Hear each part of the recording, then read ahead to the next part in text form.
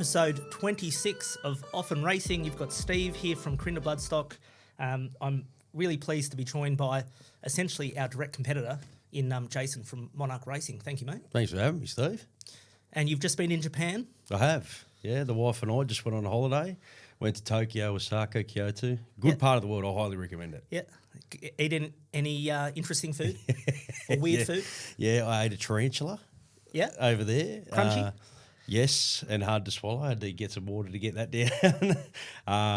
But no, it's beautiful, beautiful country, mate. The people there are, the best way I can describe the Japanese is considerate. And their culture is second to none. They're just so polite. So polite. So I highly recommend for anyone, even for kids, to go there. Do you get to a race meeting? No. We went for a holiday. Yeah. I needed a holiday. That means horse holiday too, you know? Yep. No, beautiful. I guess the context of catching up, look, we are quite literally direct competitors, but I see you at every sale. We wish you the best. You were equally sort of happy to see us succeed on the track. Yeah, definitely. And we'll catch up on a few things, but also just to chat about some of those sort of challenges in syndication that we both face. I think your family background goes back to standardbreds. Was there Lady William? Yeah, Lady William. Yeah. 1963, she won the Easter Cup, which was a big race, and they don't even have it anymore. It was that long ago. But no, that's how I got into the sport through our family. My grandfather, he was an owner. And then my uncle became a trainer driver. My other uncle used to help him out with training and stuff like that. And then my father and my uncle started to get into the thoroughbreds. Yep.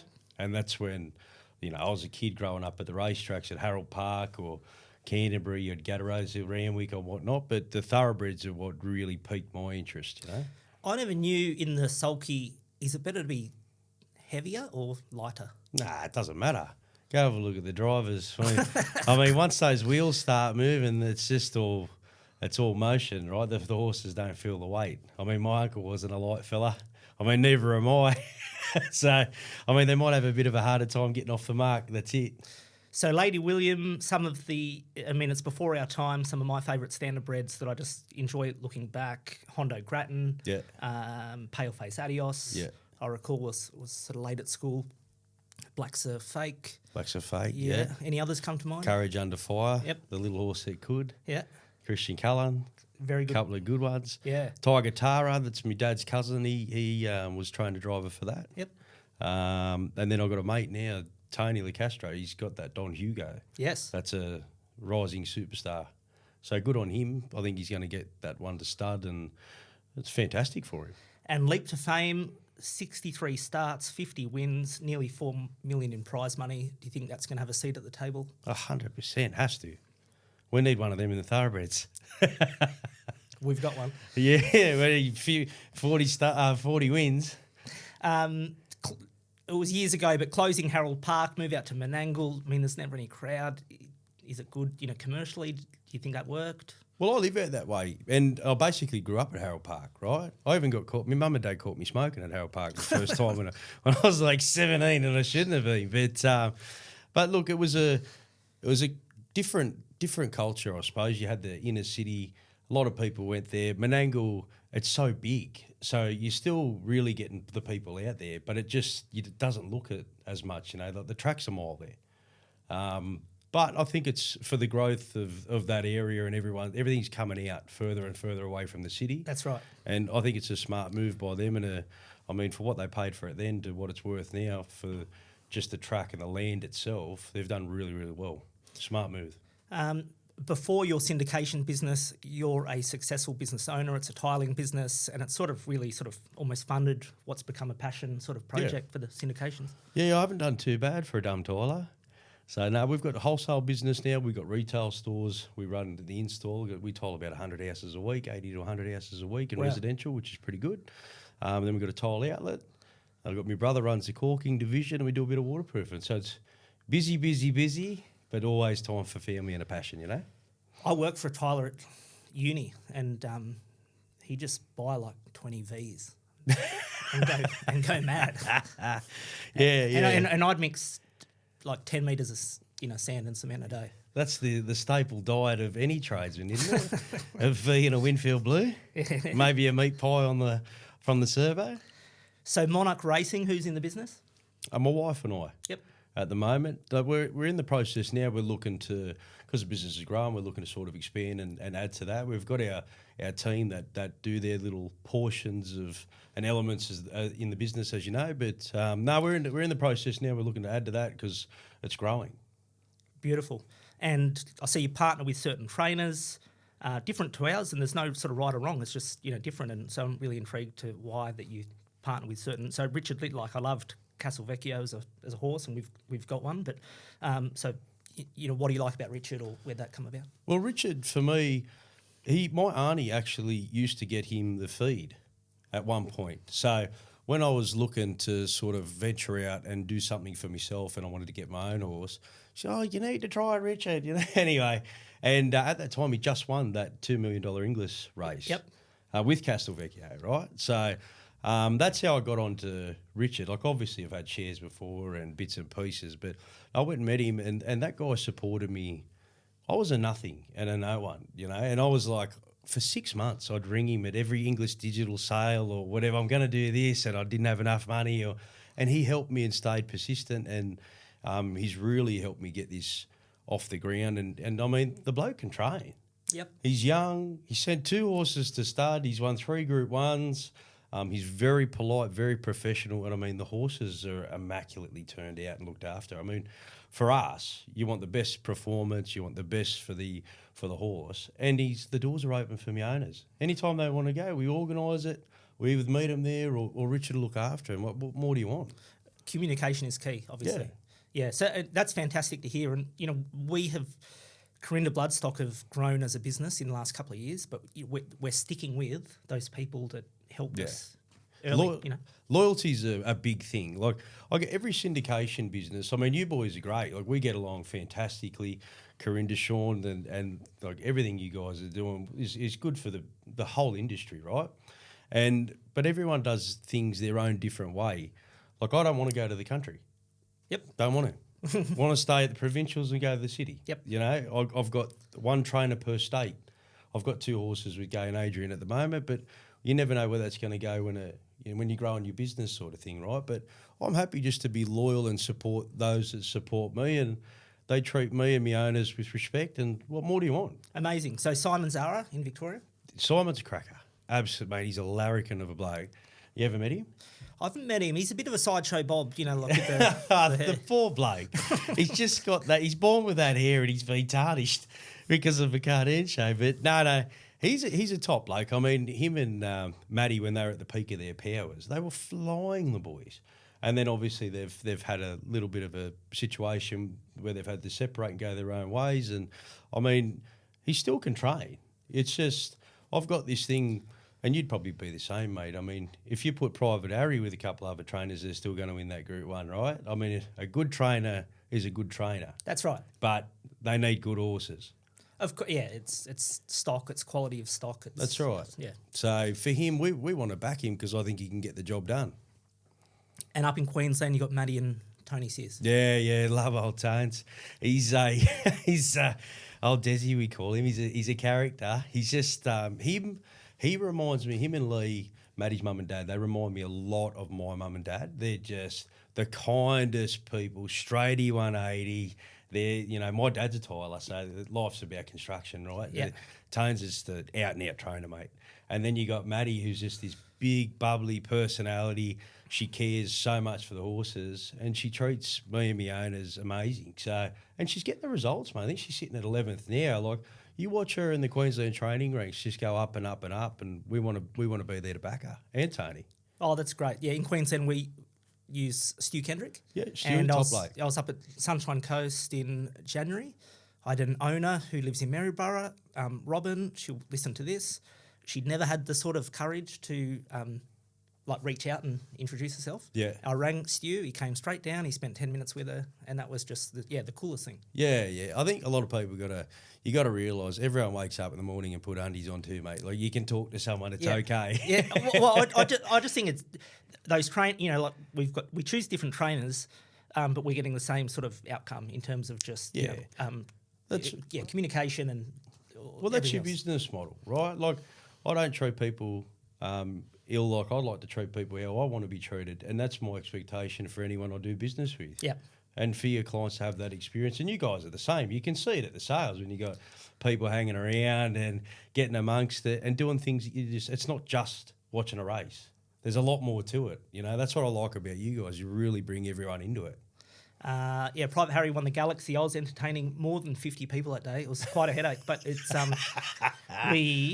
Good headache, Bart. Yeah, but it worked out. Yeah. And ATC are sort of really fantastic to deal with.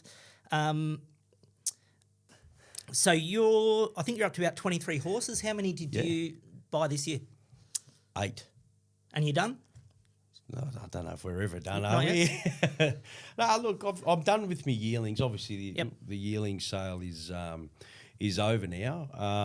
I thought we'd done pretty good for ourselves, but for an 18-month-old business to have 8 horses out of a yearling sale, and you know the cheapest one we got was 50 grand. I think we're heading in that direction. We really want to step up the quality. And like I watch you guys and what you did last year, and we're on the same sort of trajectory. You want to? It's all good. You can get a horse like Derby did with that 30 grand when they got into the millennium. But the reality is, if you want to have that Saturday experience, majority of them are not 30 grand horses or 20 grand horses, you know? That's right. So we bought between 20 and 420 this year. The most expensive was the first to be filled, just by chance.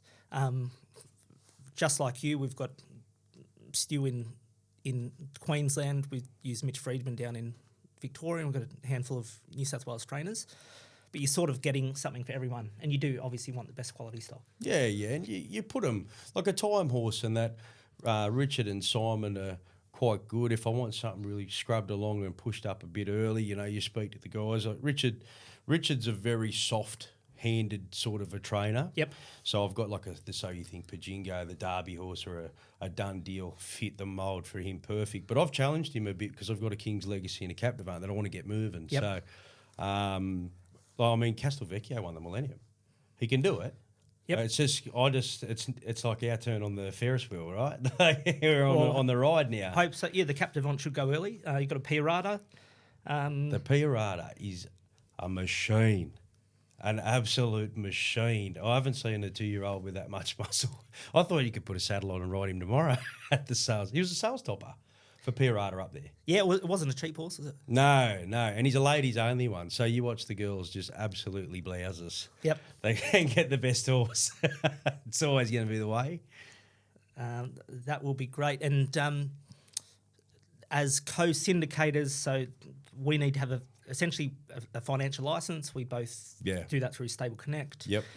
We're regulated by ASIC. So, you know, any phone call I ever receive, I say, look, this isn't Bitcoin.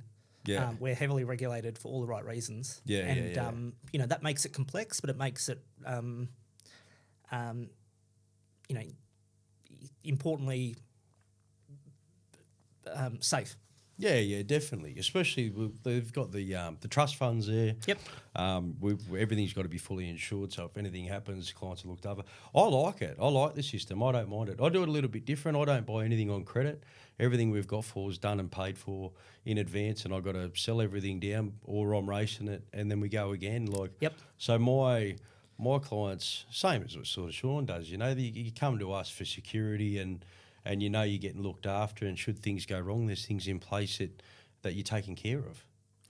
And a number of trainers sort of end up getting in trouble with sort of cash flow, just sort of, you know, chasing payments and stuff. Do you, we do a lot by direct debit, which really helps, but have you got a way to manage that type of thing? Look, because we're so small, it's not like I don't have the luxury of someone like you, brother, where like I just bring and speak to everyone, you sort of vet people and whatnot. And I mean, at this point in time, my clients are fantastic. I haven't had an issue outside of, hey, this direct debit didn't work this week or whatever. No worries, Jayce, I'll fix it straight up. So fingers crossed, but I'm also very experienced with business, and it doesn't always work like that. And would you agree, like, you know, you sort of could profile what you think is the perfect owner, but I can tell you of more than, you know, 600 owners in our business, they're all different. They live in different places. They've got different professions. Yeah. Everyone is different. Yeah. Look, my philosophy is quite simple, right? Like, we're professionals at what we do, and we set standards, we have reputations and whatnot. Like if you want to come on the team, be a part of it, enjoy the journey. The results may or may not come because it's the one thing we can't guarantee. Yep. But like yourselves, man, we guarantee. One thing I can guarantee, we're giving 180%. Every day, and I mean, sometimes you might have a 1% owner. Can we race here? Can we do that? I mean, they're trying to have a part of the journey. So I have the conversations and I try and educate. Yeah. And that's sort of my way to build strong relationships and nurture that with when things come up that probably shouldn't. And I say you're not guaranteed to make money, but you should be guaranteed to have fun. That's right. Yeah. Well, I actually lost a 2-year-old filly. She just went around in track work and cracked a pelvis. We nursed her, then she laid down and we lost her. And she's fully insured and whatnot. But, I mean, those poor clients waited a long time and I'm glad that they got money back from the insurance or whatnot. But that's the reality of horse racing.